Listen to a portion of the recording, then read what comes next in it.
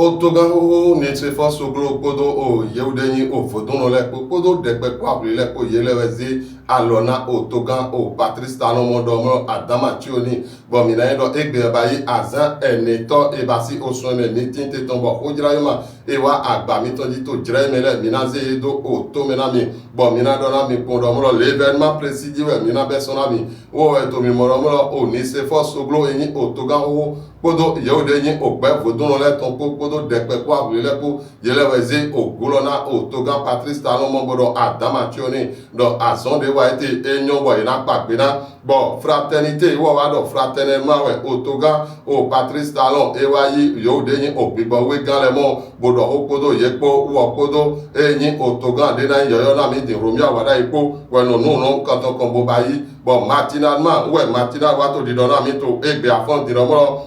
toga o Patrice Talon eyi yo ogbibo we no le boyi okode do bo wa to di do romo o wa da di ena gbe kando onwe otoga Patrice Talon to bi ba ikodo yo gbigbo we le ko bo oyin o gbe do fo servo e na do ton son o tenten ye ton gas ya ni info wo wa le ko boy mo yin oni se fo soglo de wa mo dino mo otoga Patrice Talon e bi yo de yin ogbe otoga gbato otoga dawo inu gbato le mais e bi ogbe mo koton me bon l'informateur wo wa do mo emina informer mi mo do mo au sein dodo gbasa mi ton au sein de yin o kande wi atontoro na we yina kado o woton bon yana mo nukun jego l'informateur uwe anayi ogbona mo onukun jego dynamique info wo wa mo yo de yin ogbe to wo rogbe e to gbero plo to kodo a check pipa ko le o no yo wo yoro o tapis rouge uwe ye baina yin otoga Patrice Talon to o sore wa memo bo mi na do mo o sere wa lo mewe edu o pepe no ton we so bo ye do bai onu mo ko tone bon Martin libre din o wa ko do onu yin o ko jira zon wi wa ko godo o godo de yimite lo e te ka raison bon SBE wo we mi na do fo egbe ton kodo yin bene intelligent ko wo wa mo ye to aduje to SBE bon SBE wa do mo e mi na fo godo o memo